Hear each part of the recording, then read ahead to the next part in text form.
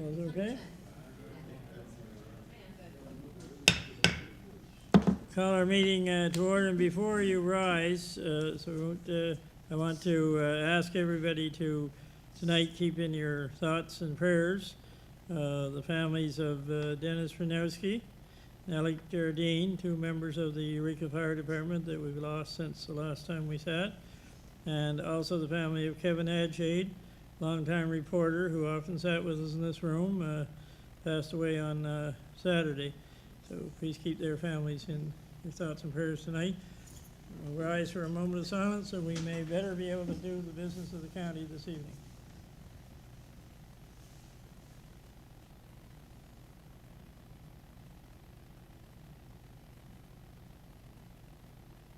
Thank you.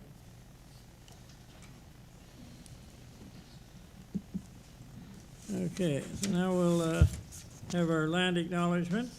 So I'd like to acknowledge that we're on the ancestral territories of the Mi'kmaq people. I'd like to thank the Mi'kmaq people of today for their kindness and generosity toward all of our ancestors, whether they came 400 years ago or 4 years ago. We are all treaty people. Okay, now emergency resolutions. Are there any emergency resolutions this evening? Any emergency resolutions? Seeing none, we'll move right along to an approval of the agenda. Somebody like to make a motion to approve that? Second it. I was going to say somebody has to fill in for Larry. Yeah. I was ready. Okay, are there any concerns about the agenda? Okay, hearing none, all those in favor? Aye. And against? Motion carried. Any errors, omissions, or corrections to the minutes of our meeting on May the 4th? Errors, omissions, corrections to our meeting of May the 4th? One last call, errors, omissions, corrections to the meeting of May the 4th. Hearing none, we'll declare those minutes the official record of that meeting. Now, under correspondence, we have a letter from the Emergency Measures, EMO, announcing a 1-year notice for changes under the Act to provide support for fire protection.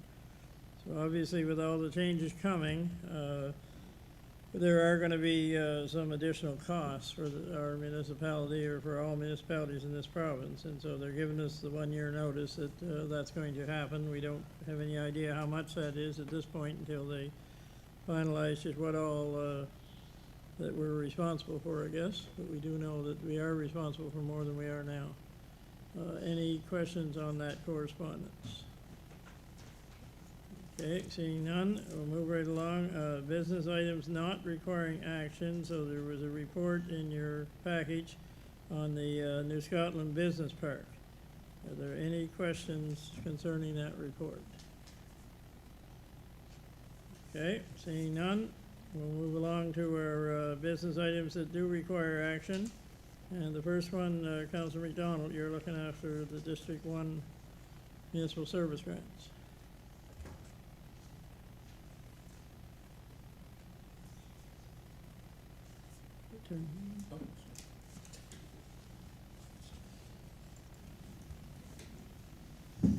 Thank you, Mr. Chair. Be it resolved, the municipality of the Pictou, County of the Pictou, approve the following municipal service grants for District 1. Americamish Street Light, $40. Barney's River Station Museum, $1,000. District 1 Development Society, $1,700. Freedom Bible Church, $1,000. French River Cemetery, $1,500. Hattie Cemetery, $500. Celtic Chorus Women's a cappella Society, $1,000. Kenjaville Cemetery, $1,500. Kenjaville Community Center Action Group, $1,000. Kenjaville District Community Club, $1,500. Lismore and District Community Center, $1,500. Lismore and District Summer Program, $1,800. Marcia, $2,000. Miramish Community or Cemetery, $1,500. Pictou County Central Celtic Association, $900. Piedmont Valley Cemetery, $1,500. St. Andrew's Cemetery, $1,000. St. Southern River Community Center, $1,500. Southern River Pioneer Cemetery, $600. And Telford Cemetery, $300. Thorburn War Memorial, $500. And Old School Cooperative Merchants, $800. Dated Pictou, Nova Scotia, on the first day of June 2026. Signed by myself, Joe MacDonald, and seconded by Deborah Wadden. You made those dollars stretch a long ways. Of any organization. Okay, you've heard the reading for the municipal service grants for District 1. And it's been moved and seconded. Are there any questions on that resolution? Seeing none, all those in favor? Aye. Against? Motion carried. Now we'll move to the District 3 municipal service grants. Your turn, Councillor Keil. Thank you very much, Mr. Warden. Be it resolved, the municipality of the County of Pictou approve the following municipal service grants for District 3. Bayview Hall Streetlight, $40, that's the yearly cost. Bayview Community Hall, $8,700 for exterior painting of hall. Caribou District Fire Department, $3,500 for a pump purchase. Caribou Island Cemetery, $500 for maintenance. Caribou River Community Hall, $4,500 for operating expenses. Central Caribou Cemetery, $3,000 for maintenance. Halliburton Cemetery, also known as the Pictou Cemetery Company, $4,000 for maintenance. Seaboard Cemetery, $2,500 for maintenance. St. James Mill Dam, $1,800 for survey work. Upper Caribou River Cemetery, $6,500 for maintenance and expansion, and Waterside Cemetery Company, $2,000 for maintenance, for a total of $37,040, dated at Pictou, Nova Scotia, this first day of June. Signed by myself, Councillor Darla McKeel, and seconded by Councillor Peter Boyles. Okay, you've heard the reading then of the municipal service grants for District 3. And it's been moved and seconded. Are there any comments or questions on those municipal service grants? Okay, seeing none, we'll call for the vote. All those in favor? Aye. Against? Motion carried.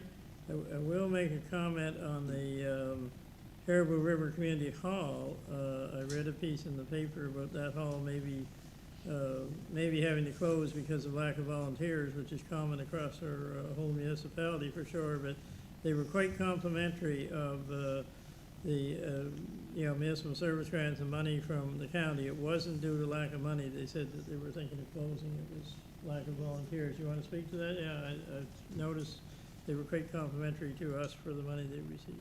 Oh, very much so, Mr. Warden. And actually, they're having a community meeting this evening regarding that. I've been quite involved with those volunteers for quite some time, all my time on council here, even working breakfasts at the hall and participating in events there. It's just one of those things where the people that have taken care of that hall for many years are just, I guess, aging out and unable to continue, and so they've really put it to the community and saying, like, listen, we have a great facility, but we need some help here. So I guess tonight's meeting is the first step to seeing what we can do to keep that hall alive and open for the community. Thank you. Thank you, and I hope it does work out for them. We need our community halls to keep our communities alive for sure. So the next is the District 6 municipal service grants, and Councillor Baillie, you're doing that one.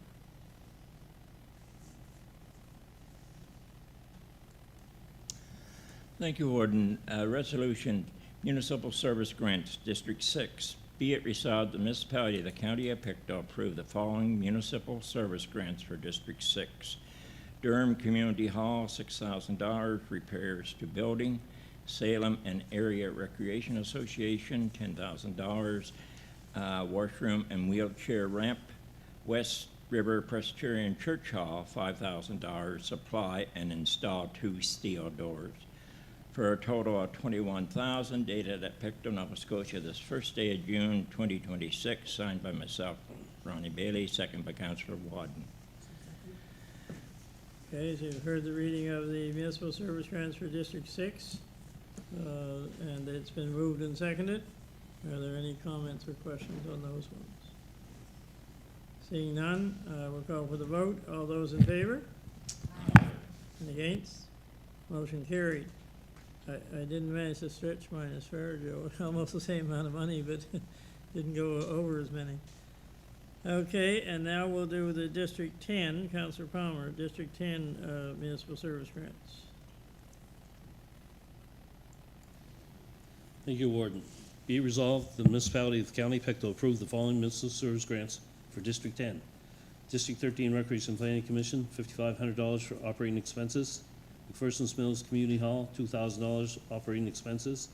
The Mountain Cemetery, $3,200 maintenance. Thorburn Cemetery Association, $2,500 for maintenance.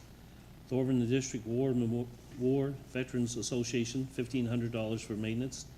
Union Presbyterian Church, $2,500 for supply and install windows, for a total of $17,200, dated Pictou, Nova Scotia, this first day of June 2026, moved by myself, Councilor Randy Palmer, and seconded by Councilor MacDonald.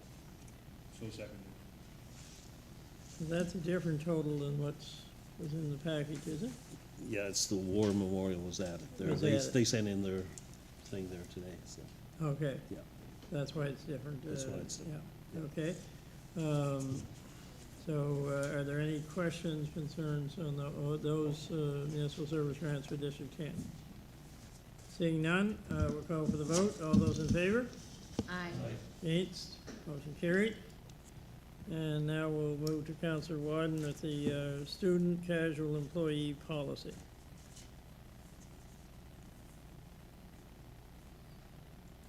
Thank you, Mr. Chair. Tax sale write-offs, April Oh, 20. sorry, my fault. Yeah, tax sale write-offs. I didn't even know what you I said. heard you say that was something wrong. April 2026, whereas council has received a report titled Tax Sale Results, April 10th, 2026, outlining the outcomes of the municipal tax sale and the associated adjustments to tax accounts. Whereas the report identifies amounts deemed uncollectible following the tax sale and recommends that the following balances be written off in accordance with municipal policy and applicable legislation.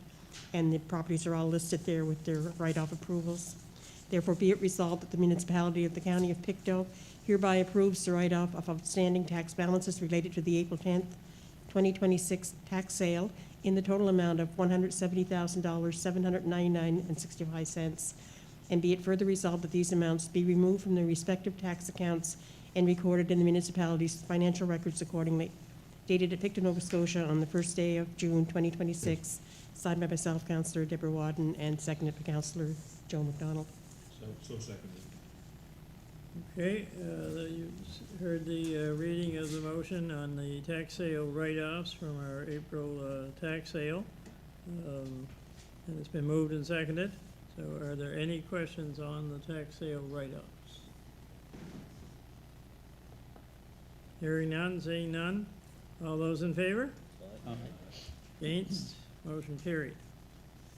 Now, it's because your name was beside two of them, I think I caught the wrong one. Now you're gonna do, Councilor Wadden, the student casual employee policy.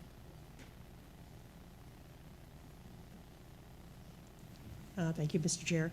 A resolution, student casual employee policy. Whereas council has reviewed the updated student casual employment policy number 2026-0601, which establishes a consistent approach to the recruitment, selection, and compensation of student and casual employees. Whereas the revised policy introduces provisions clarifying the definition of casual employees, compensation ranges, and administrative oversight, including defining casual employees as those hired on an as-needed or short-term basis, establishing compensation ranges, and confirming approval by the Chief Administrative Officer.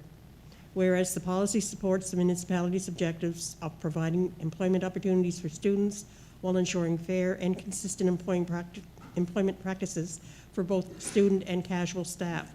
Whereas the updated policy repeals all previous policies related to the student employment. Therefore, be it resolved that Council of the Municipality of the County of Pictou approves and adopts the updated student casual employment policy number 2026-0601 as presented, dated at Pictou, Nova Scotia on the first day of June 2026, and signed by myself, Councillor Deborah Wadden, and seconded by Councillor Joe MacDonald. So seconded. Okay, and you've heard the reading of the student casual employee policy. I will ask our CEO, how many students do we have employed this summer here at the municipality? Good question. Approximately. I think 7, Seven. something like. Okay, Yeah, 2 in public works, 5 in recreation. recreation. Okay, now that's good, because I hear on the news a lot now that, real tough job for young people right now to find jobs. So that, policy has been, moved and seconded. Are there any questions on it? Okay, seeing none, all those in favor? Aye. Against, motion carried. Now we have the fruit trees for MOPC, Council, oh, did I miss another one? First reading, oh, so I did.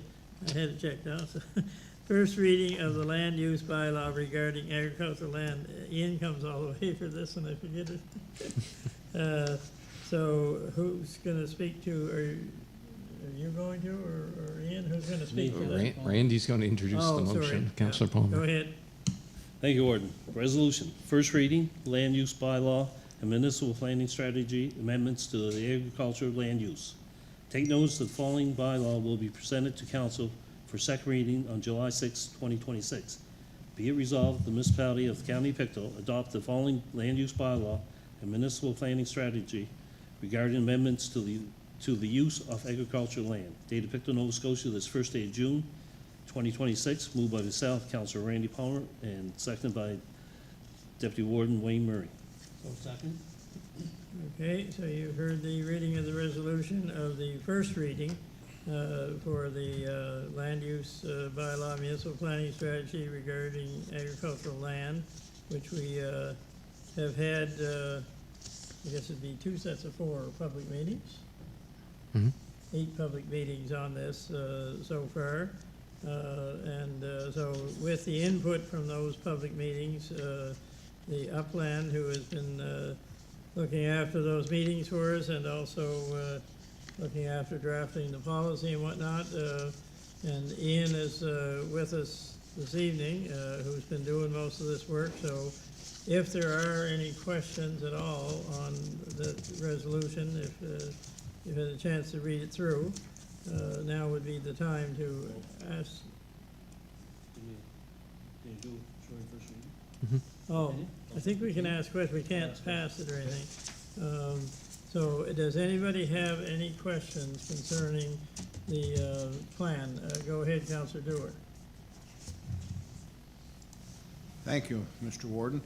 Do you think it'll pass this time, Ian? Did you talk to the right people? Go ahead. Through you, Mr. Chair. Yeah, I believe we've met and exceeded the requirements of the Statement of Provincial Interest regarding agricultural land, and I feel pretty comfortable. I think that what we've put together and what the Planning Advisory Committee has supported is should be on side with the province. Okay. So we just put a few teeth in it, not a whole mouthful of teeth, did we? Correct. Thank you, sir. Thank you. Okay, are there any further questions? Go ahead, Deputy Warden Murray. Thank you, Mr. Warden. Wondering, there's only 2 changes since we went to our public meetings. I wonder if they just should be highlighted and mentioned for the record. Yeah, thank you, and through you, Mr. Warden. Yeah, there are, so since the public meetings, there are 2 changes that the Planning Advisory Committee directed. One was to, there's a number of properties throughout the proposed agricultural potential zone that have active planning or active development applications on them, whether it's subdivision requests or building permit, development permit requests. Planning Advisory Committee directed a change or requested a change to remove those properties with active applications on them from the proposed zoning, just so there would be no complications with those active development files. And then the other request was in establishing the proposed agriculture potential zone, we had initially excluded lots that were smaller than an acre, kind of under the thinking that those are development lots. They were subdivided that small for a house sort of thing, and are too small for agriculture. Planning Advisory Committee at their last meeting, in making their motion to you, requested that that threshold be increased to 5 acres. So any lot smaller than 5 acres that would have been in the agricultural areas has been excluded from that agriculture potential zone. Okay, so those were the two changes that were made at the PAC meeting here a couple weeks ago. So the next step, I guess, is in a month's time at the July meeting, we'll have the second reading, and I believe it's a public hearing at the same time. So the people still have one last chance if they have any concerns, and you know, to bring them up at that time, and council can consider those still at that time. There's a procedure to go through, I know, but I think from my, I attended not all the meetings, but I think all except the one in the American Mission. Maybe there's something else going on that evening, but people, yeah, there was good input, and I think people were quite accepting of the fact that they want to protect agricultural land, but there's a certain amount of freedom too that they want to be able to do, hand it on to their kids or sell land or whatever, and so this is kind of an attempt to go between the two, I think. And we always said we had to find a happy medium somewhere that would certainly help protect and save agricultural land, but still allow the farmer, you know, if he needed that money out of his property, to have some avenue to do that. So we'll see how they work out. And I guess the other thing that I need to mention is that this is, as you called it many times, I think, a living document, Ian, that if something's not working out right the way we thought it would, then we can always come back and change it in a year or 2 or 3's time.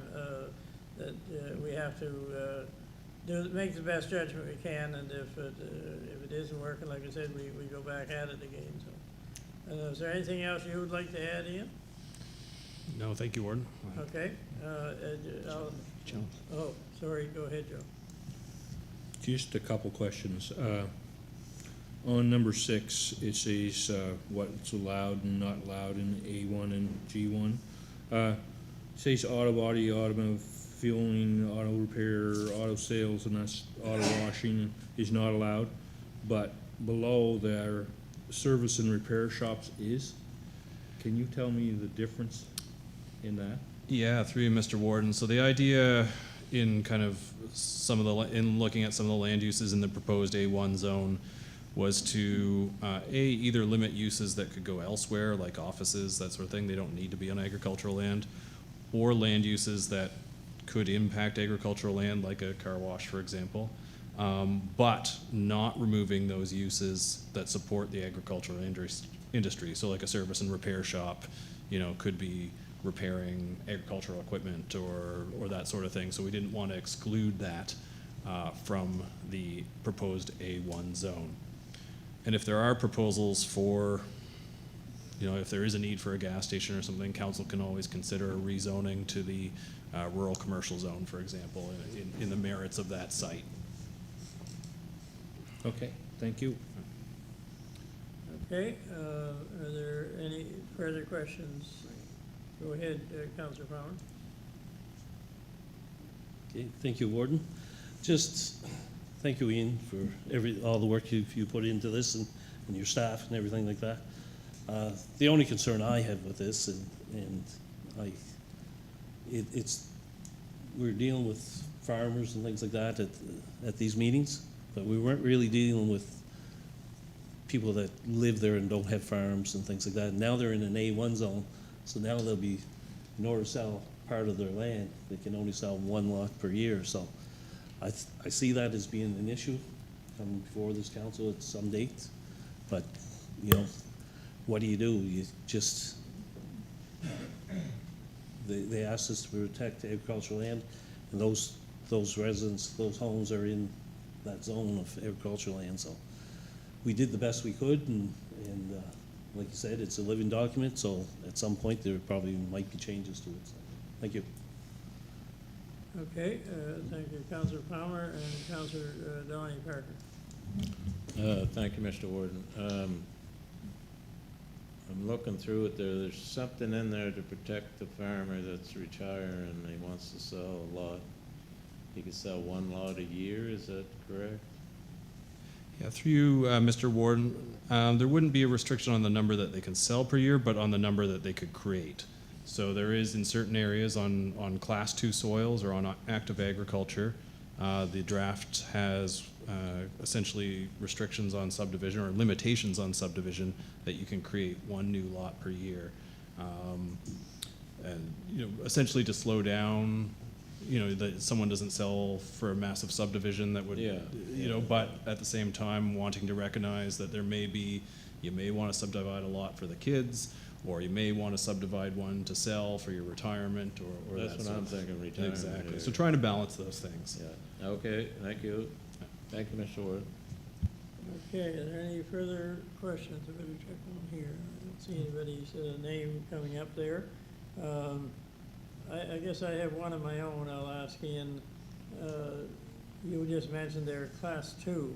If you had Class 2 land, you could only sell the one lot a year, or not sell, but subdivide one lot a year off. So earlier we had talked about Class 2, 3, and actively used Class 4. So now if you have Class 3 soil on your farmland, or you're actively farming Class 4, there's no limit then on the subdivision on those ones, only on Class 2, is it? To you, Mr. Warden. So the proposed A1 zone, that the proposed agricultural potential zone applies to those Class 2, Class 3, active Class 4 soils, as well as the blueberries and that sort of thing. Okay. The limitations on subdivision just apply to Class 2, whether or not they are actively farmed, as well as actively farmed other soils.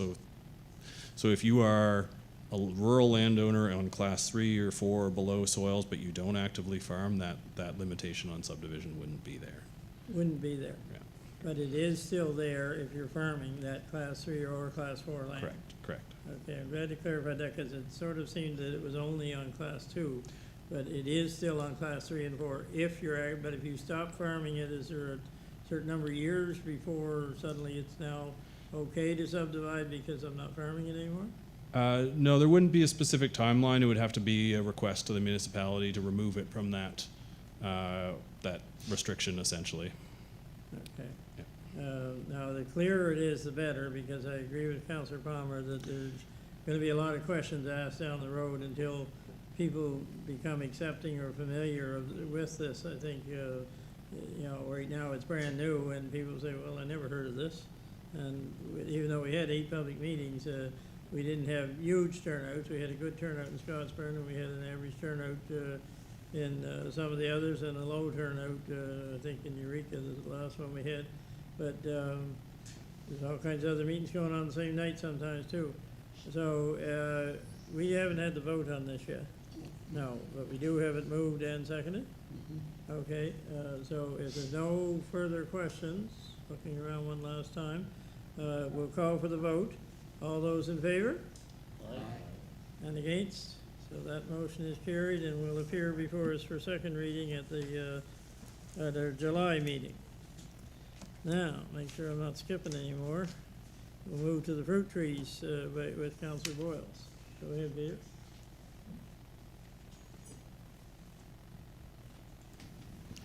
Thank you, Thanks, Ward. Ian.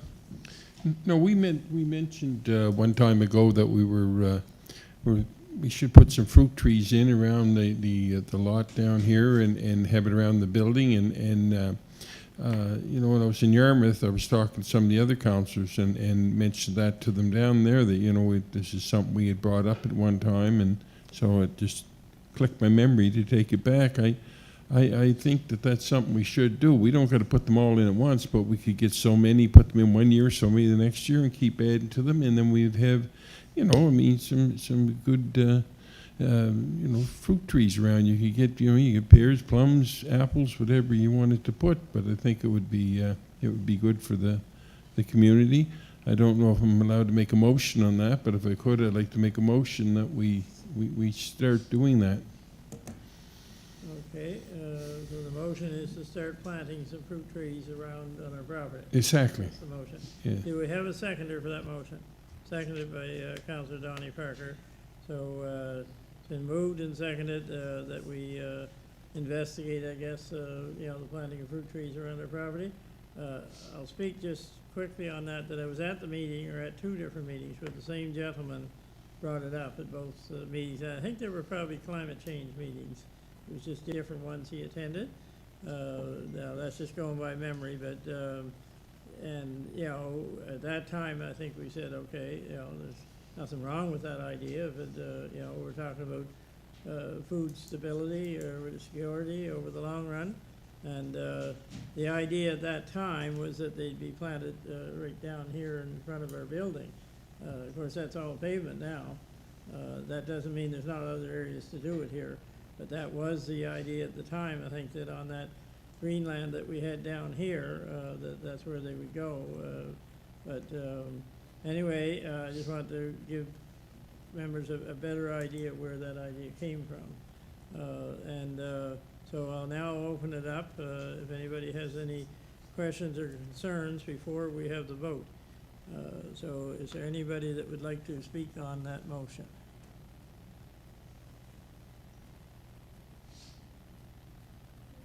Oh, sorry, I was seeing the green light over there. Go ahead, Councilor, or Deputy Warden Murray. Thank you, Mr. Warden. So would this be a job for the Climate Change Committee? Would it go through that, or?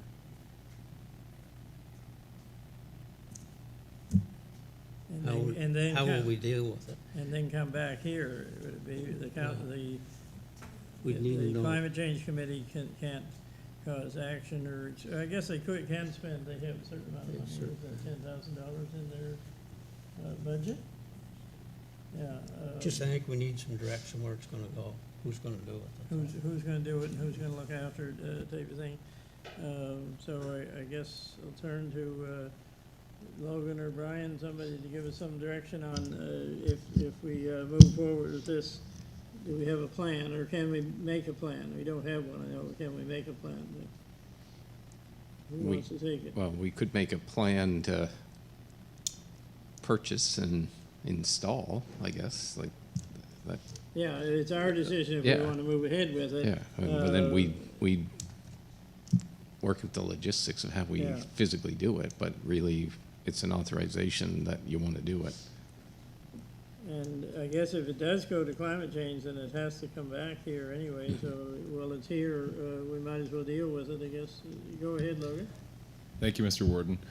And we do have Urban Roots coming within the next few weeks to do their annual work around this property as well. So they do this kind of work. They could provide quotes for planting fruit trees and getting them set up, make sure they're healthy as well. So it's something I can ask them to do while they're here working on this anyway, and take that back to the Climate Change Advisory Committee as well.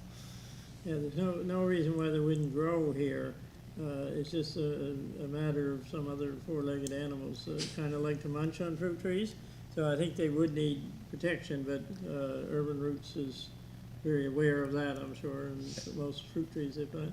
And I think the only other consideration is to make sure that they're healthy, especially if it's going to be expected that members of the public are going to be grabbing an apple and taking it home with them and eating it, that kind of thing as well. So, yeah, that'll be down the road. Yeah. Thanks. Okay, are there any other questions on the question of planting the trees? And staff will be able to, along working with Urban Roots, who's doing the outside landscaping with us, will be able to look after that part of it. But the question of planting the fruit trees, it is a way, again, much like we put windmills up one time and other things that we've done, it's a way to show that something can be done about climate change, about food security and all of these things, that we're only setting an example is all it is. We're not planting trees that we're going to solve the county's food security problems for sure, but it's an example of what can be done, I guess. Councillor Wadden. Thank you, Mr. Chair.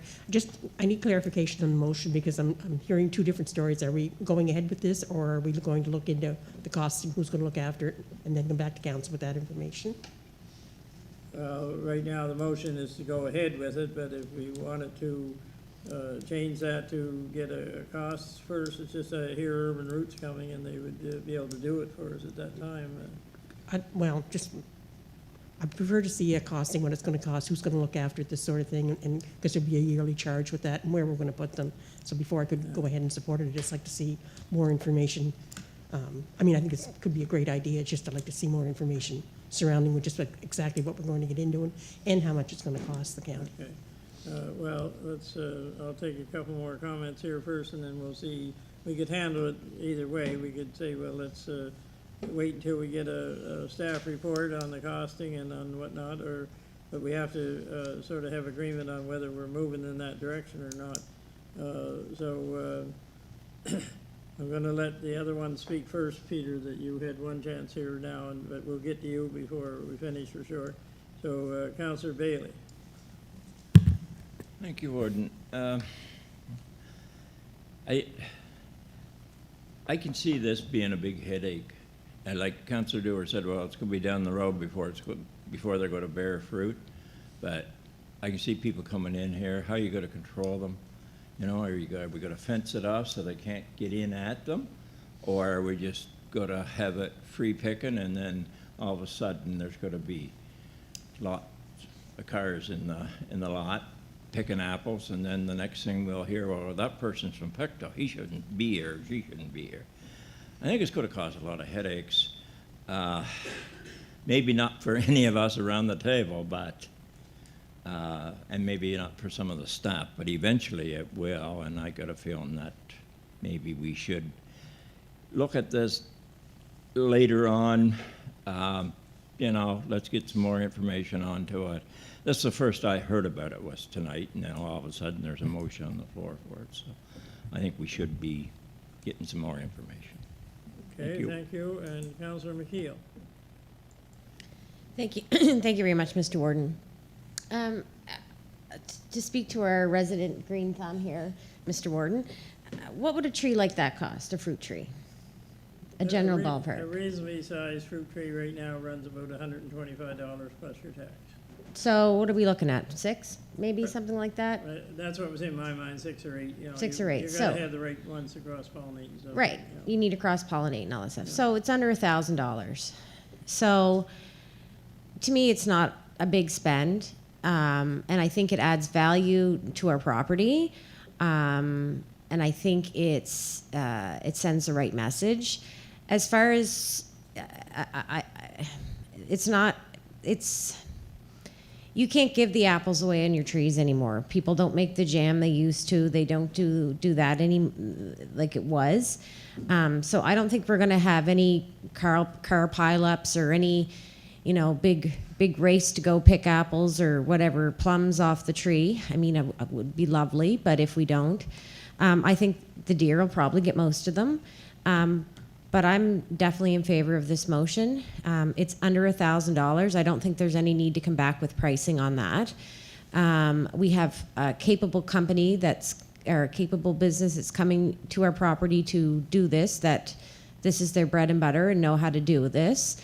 And we have, I just don't think it's that deep. I think we should it's a beautification thing for our property. It adds value to our community, and it's sending some positive messages. So for me, it's a no-brainer. Thank you. Councillor Donnie Parker. Thank you, Mr. Warden. I agree with Councillor McKeil. I think it's a no-brainer for $1,000, whatever it is. We're not talking much money here. It makes you beautify the property. It just makes it nicer. You get a few fruit trees like having on your own property at home.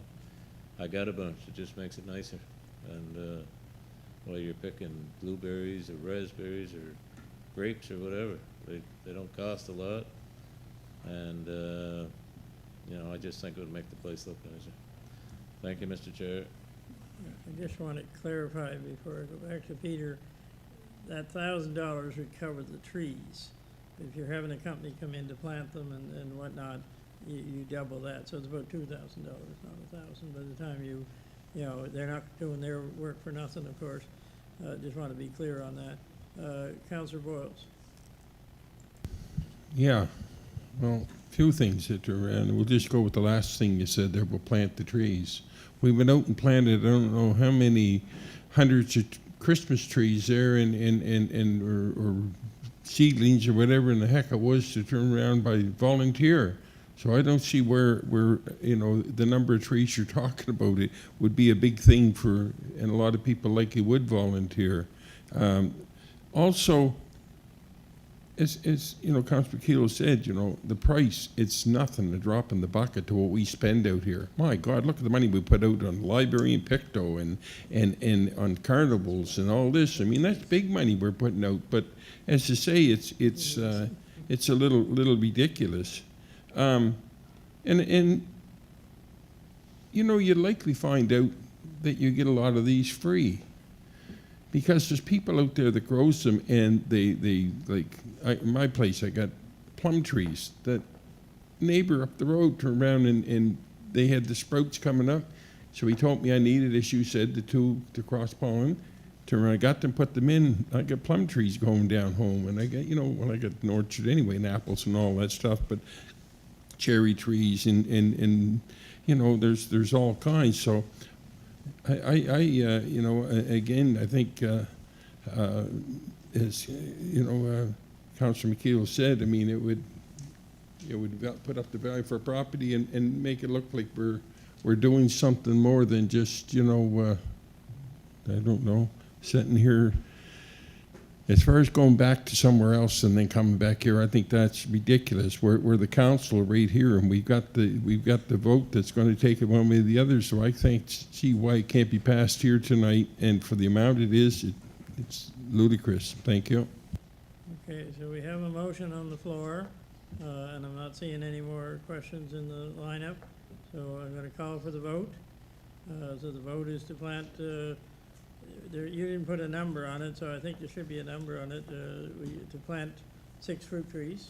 That's a start. If you want to add to it later, that's fine, but, at a maximum cost of $2,000.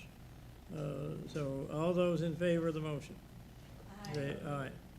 And those against? Nay. 2 nays. Okay, motion carried, and staff will now go about and work out a plan so that when the people from Urban Roots are here, then they can help do the work anyway. Now, make sure I'm in the right place here. Deferred business. Do we have any deferred business from our previous meetings? Not seeing any. Motions of reconsideration. Oh, wait, sorry, Councilor Dewar. Thank you. I don't know if this would come under deferred, but I'm going to just bring it up anyway. I was surprised how many people spoke to me about the audit. I don't know if anybody else did, but maybe they just said it to me because it was in the paper and one thing and another. So I'm wondering where we stand on that. If there's, we should talk about it some more, I think. What I really want to know, and it's almost worth as much what it's going to cost to find out who wanted it done. And that's what we got to find out, because there's no way that we should be paying a bill that we did not order. Like, I was pleased with the information they said, but when they said they couldn't even get their stories right, it was a study or it was an audit or it was this or that, and one would look at the other, but anyway, it didn't matter. But I still think we should know who ordered it, and if that doesn't satisfy us, maybe those people or that person should be paying that bill. And they can cover everything up they can, because they have years and years and years of experience of doing that. But I'm on the audit committee. We didn't order it. We talked about the tax sales, but there was certainly no letter went to anybody to find out. So I think it's in the best interest of the people of the municipality of Pictou County that we check this out a little more before we pay that bill. Thank you. Okay. And this isn't good timing, but I should have done this earlier in the meeting, but didn't realize that Brian had written it down for me. So sitting in the far back corner, he won't be wanting to hear us introducing him now, but is Jeremy Martel, and he's our new municipal advisor, replacing one of the people that was here that night, Ross MacDonald, who has been our municipal advisor for quite some time anyway, as long as I can remember back. But Jeremy's brand new, I take it, because I only saw this tonight. And he was hiding behind Adam, so I didn't see him down there. So I don't know if he has any knowledge of this, but before I ask him if he wants to speak, I will say that when Wayne and I met with Brian at our regular weekly meeting this week, before that, we had asked Brian to write the letter to Municipal Affairs, expressing our concerns that this was far in excess of what we expected, and when Councillor Boyles asked the question that night, is there an appeal system, and she said no, but you could write us a letter. So I thought that was perhaps an opening to write that letter. So we did, and so we now have an offer from Municipal Affairs to cut that in half. So to go from, what was it, 109, I think, 109,000, to half of that, which would be 54 or something. So that's where it's at right now. Do you want to speak any more to that, Brian, in terms of that offer? Have you done any more with that, or? No. The letter came in last week, so I wouldn't say it's an offer. Okay, well, whatever you want to call it. But, Yeah. They have. But they have agreed that there was benefit to the province and that they are prepared to cost share to a tune of 50%. So. Do you want to speak on that, Chester? Yeah. Oh, just turn him on back on there. I'd like to welcome our new man here tonight, and if you want to really impress us, you'll look after this. Okay? Sweep the other 50-some thousand under the mat somewhere, or send it to somebody else, and you'll be welcome here at any time. Okay? So, doesn't it seem strange to you that we went from 300,000 to 109 to 54? They were just throwing numbers. I would agree with that, but I think I got the indication from her that night that they were surprised by the amount of negative reception here for sure, and she left the door open, I think, when Peter asked about appeal. I don't think it's that we expected to get it for nothing. We just, that 109,000 was far in excess. Okay. Maybe the 54 or whatever is also in excess. Well, anyway, I just want to bring forth what quite a few people talked to me about, and I'm the same way. But I certainly want to know who thought it should be done. That's the most important thing to me. We also had no idea what it was based on. No. It was just a number picked out of the air. It seemed there wasn't any, categorizing of what was done and where, by whom, or anything. But I think we did make an impression on them that night that was seen as unacceptable. And what you're hearing, what I'm hearing, is that the public also found it unacceptable. Thank you. Do you wish to say any words, Mr. Martell, at tonight's meeting? Not necessarily about that issue, but if you want to address that, that's fine. But I think we should give you an opportunity to introduce yourself so that we know who's our advisor, because we have had Ross around for quite a while. There we go. Yeah, sure. I can say hi right quick. Jeremy Martell. I'm from Cape Breton Island. I live about an hour and a half away. So I just met with Brian earlier today for the first time. Unfortunately, I don't know much about the situation that you're describing. I know a little bit. I've been briefed, and I was part of the communication that went out about the newest information that the warden just mentioned. I can certainly help bring any concerns back to the department. I have no problem with doing that. I wish I could do more. Can't really. Not really within my power, but I'm happy to relay any information that I can. Really, I just want to say hi and kind of show my face, and then you know who I am, and I'm not just the guy in the back of the room hiding behind Adam. Have you served in this role in other places, Jeremy? Or so previously I was with the Cape Breton Partnership for 10 years, working as Director of Communications and most recently Chief Operating Officer, so largely in economic development, similar to the Pictou County Partnership here in the side of the province, however in Cape Breton. So this is week 3 on the job for me here. So a lot of experience working with municipalities, but from a different lens, obviously. And how many counties or municipalities are you working with? 18 municipal units total, so it would be town and county, Pictou, towns of Stellarton, Trenton, Westville, as well as Glasgow, sorry, Antigonish County, Antigonish Town, St. Mary's District, Guysborough District, Town of Mulgrave, Town of Port Hawkesbury, Richmond County, Inverness County, Victoria County, CBRM, and the villages of Bedeck and St. Peters. So pretty well everything east. Everything east of right here. Yeah. Okay, now I was just interested to know, what other areas that you serve. I'll open it up. Are there any questions for Jeremy at this point? Anybody would like to ask a question? Go ahead, Councilor Keil. Thank you, Mr. Warden. My question is really not for Jeremy. It's more about speaking to Chester's comment about the audit that evening. If that's okay, Mr. Warden? Yes, go right ahead. That's what he's here. He's the future fellow that's going to help us here. I was pretty disappointed after that meeting and the comments that we received. This is the second time that we've had a complaint that has been filed and provincially, and they have come knocking and found nothing.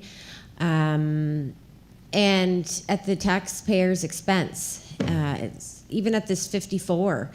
I mean, obviously the complaint was unfounded.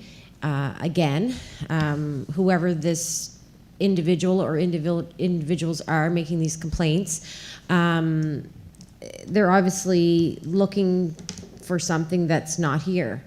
And it's costing our taxpayers a substantial amount of money. The 109 was, in my opinion, outrageous. The 54, in my opinion, is still outrageous. If they are coming to seek a complaint that's not valid and find nothing, I don't know why we are being charged this amount. I do not agree with it at all. The bigger problem is, and Chester alluded to it, is these complaints. I guess I would assume there'll be another one, and I guess we'll have to deal with it when it comes. But I, again, would also like to know who. They wouldn't provide that information that evening, and that's okay. But at some point, that's what bothers me the most. I've spoke on that many times here at council. I don't know why we are under some lens or under some attack, because that's what it is, and now it's costing us money. And when I mean us, I mean the taxpayer, and I think that's unfair. So I just wanted to make it my opinion known that I do not agree with even the 54,000. I would like to know where these complaints are coming from, as they've been unfounded and a waste of our administrative time and now our taxpayers' money. Thank you. Okay, thank you, Councilor Keil. I've got Councilor Boyles. Thank you, Warden. Yeah, just a couple questions. Congratulations on your new job. Thank you. The under what part of the legislation gives you guys the right to just say, okay, we're going to audit you, and we're going to hit you with $109,900, or it could have been $300,000. What part of the legislation allows this? I mean. Great question.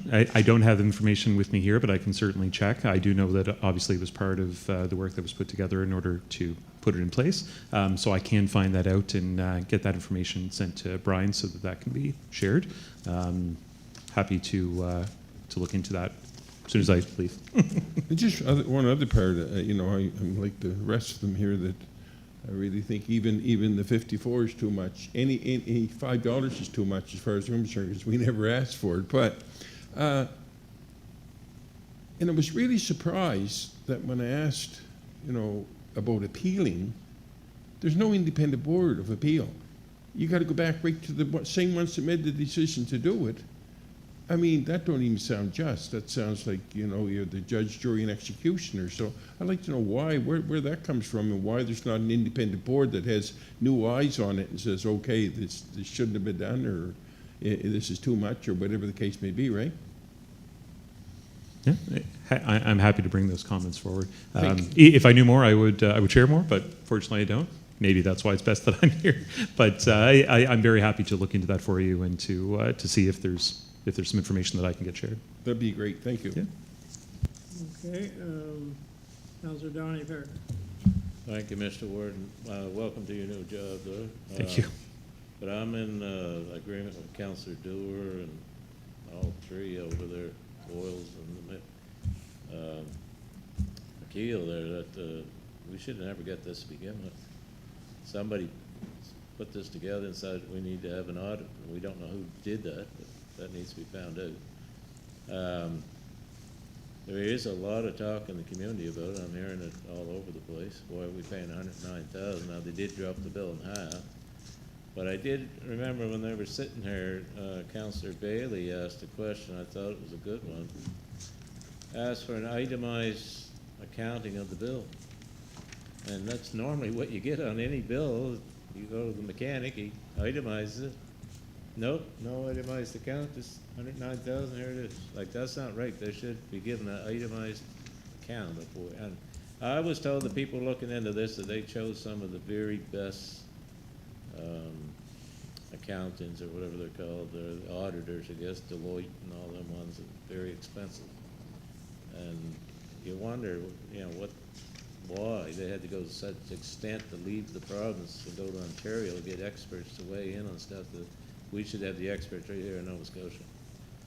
Anyway, thank you, Mr. Chair. Okay, are there any further questions? Go ahead, Deputy Warden Murray. Thank you, Mr. Chair. Just wondering, on your new job, could you take this back to your department and have them discuss it again before we pay the bill to see if they can get it lowered, or at least give us, as Donnie said, what it was and the hours and stuff that they made, but see if they'll look at it again before we pay it and get back to us. I can certainly bring that forward. I can't commit to that being the case, that it'll be discussed before anything is required, but I can absolutely bring it forward. I have no problem with doing that. Perfect. For sure. Thank you. No problem. Okay, and Councillor Wadden. Thank you, Mr. Chair. I'm kind of torn on this one. I'm not saying that we're 100% not guilty. I think that 5 recommendations did come back from this audit, and I think we are responsible as a council to make sure that these recommendations are followed, and they were pointed out by the audit. So I think it was a learning experience for us. Maybe it could have been handled a little differently, and like I said, a breakdown of the audit would be good to confirm with us what all was done to come to that final conclusion. But I do want to take some ownership as this council that we're doing some things wrong. We've helped the province negate some of these problems in other municipalities, so I think that's good. And if they come back with a cost share on the audit, I think we have to accept some of the responsibility. That's just my opinion on it, so thank you.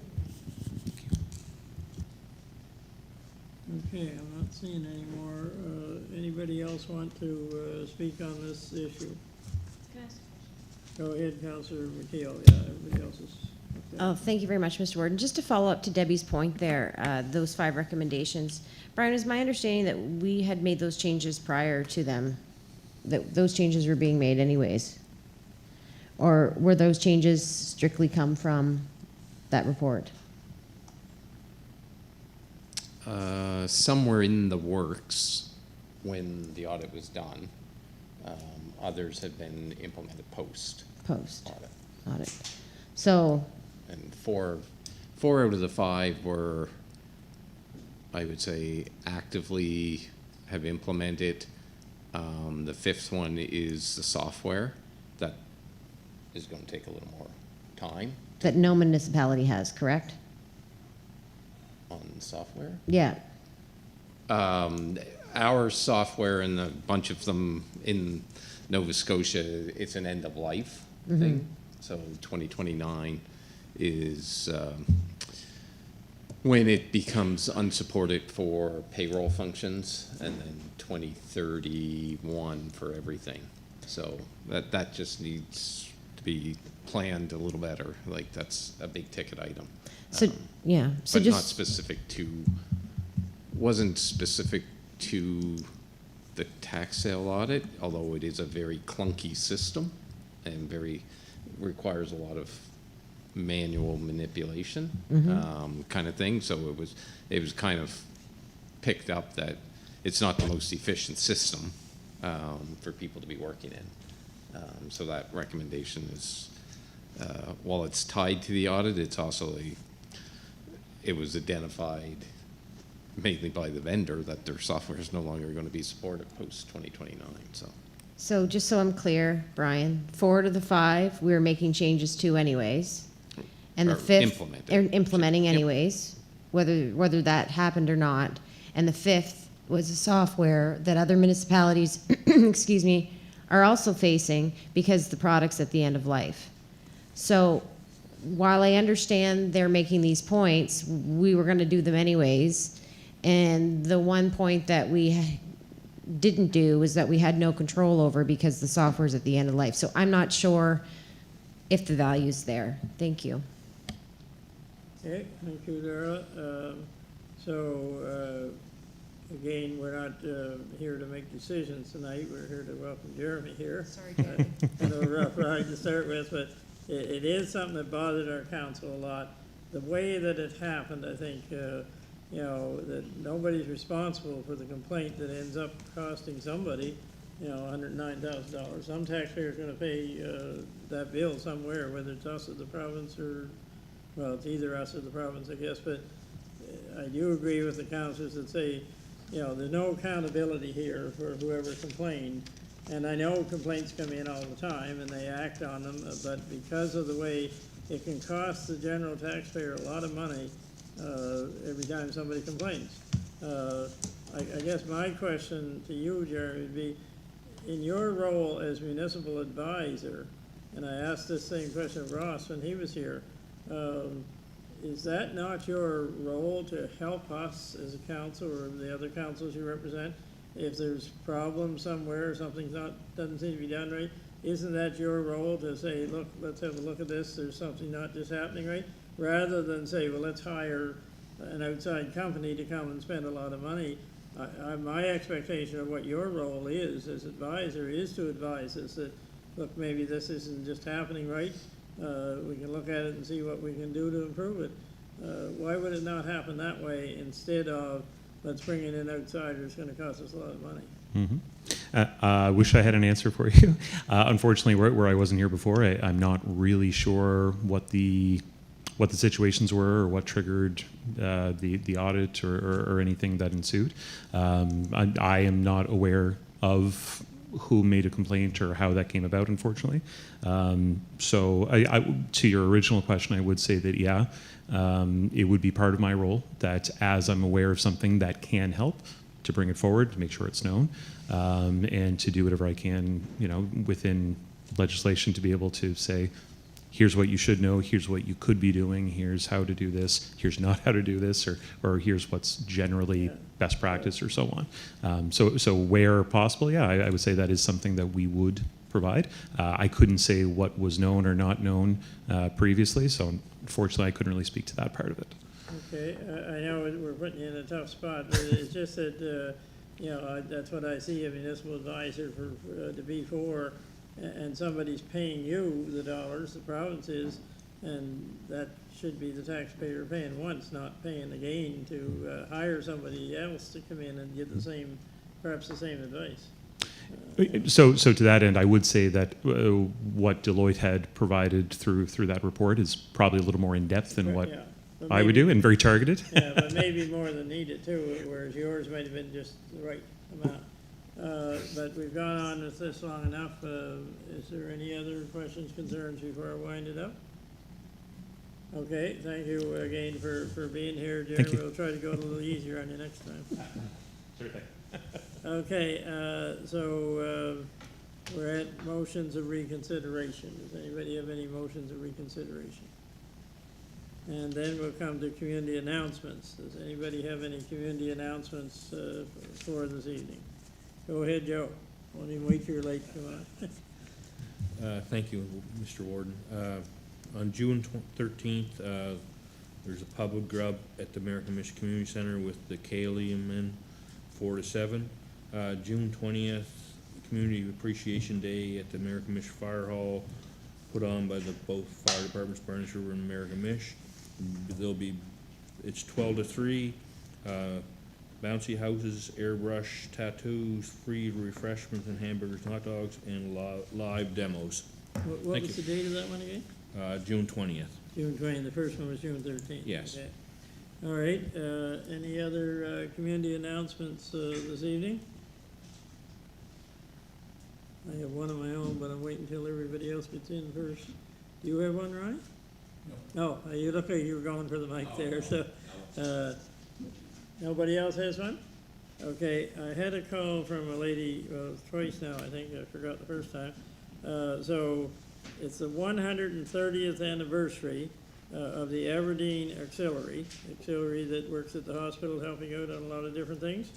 And that's on June the 22nd at 1 o'clock in the afternoon at the Abercrombie Fire Hall. Now, what she asked me, could we have an idea of how many counselors might be attending that? So if you have any thoughts of that you might be able to be there, I know it's a bad time for a lot of people in the afternoon, but it's on June the 22nd again at the Abercrombie Fire Hall, 130th anniversary of the Aberdeen Auxiliary. Just send me a quick email if you think you might be there, and I can forward that number to her. She just wanted to know the number that we thought might be there. So When is it?